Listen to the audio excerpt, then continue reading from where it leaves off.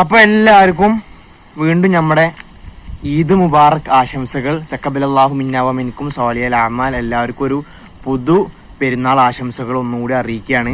അപ്പോൾ എന്തൊക്കെയാണ് വിശേഷങ്ങൾ? സുഖമാണെന്ന് വിചാരിക്കുന്നു. അപ്പം നമുക്ക് ഇപ്രാവശ്യത്തെ പെരുന്നാൾ അടിച്ചു പൊളിക്കുക, എല്ലാവരും പവറാക്കുക. അപ്പോൾ മാക്സിമം എവിടേക്കെങ്കിലൊക്കെ പോവാണ്ടെങ്കിലൊക്കെ പോവട്ടോ. അങ്ങനെ നമ്മൾ കിടന്ന് ഉറങ്ങാൻ തീർക്കാണ്ട് നമ്മൾ ഉറങ്ങി തീർക്കാൻ എന്താ എനിക്ക് തോന്നുന്നത് വെച്ച് കഴിഞ്ഞാൽ കൂടുതൽ ആൾക്കാർ ഇപ്പം ഇന്ന് ഉറങ്ങാൻ സാധ്യതയുണ്ട്. കാരണം എന്താ വെച്ച് കഴിഞ്ഞാൽ ഉറങ്ങണതിൻ്റെ മെയിൻ പ്രശ്നം നമ്മൾ തലേ ദിവസം നമ്മൾ മാക്സിമം നമ്മൾ ഒന്നില്ലെങ്കിൽ ടൗണിലാവും എല്ലാവരും. കുറേ ആൾക്കാർ ഡ്രസ്സ് എടുക്കുന്ന തിരക്കിൽ 4 മണി വരെയും 5 മണി വരെയും നിന്നവർ വരെ ഉണ്ട്.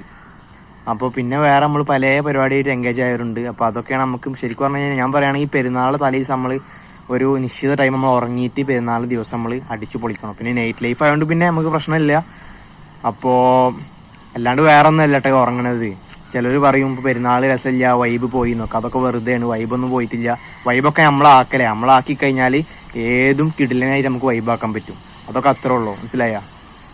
ഏത് പരിപാടി വേണമെങ്കിലും ആയിക്കോട്ടെ കായ്സ്. എല്ലാവരും പറഞ്ഞാണ് ഇപ്പോൾ വൈബ് പണ്ടത്തെ പോലത്തെ ഉഷാറില്ല ഇതൊക്കെ എന്നുള്ളത്. സത്യം പറഞ്ഞു കഴിഞ്ഞാൽ പണ്ടത്തെ പോലത്തെ ഉഷാറില്ലായിക്കല്ലേ നമ്മൾ ഉഷാറാക്കണത്.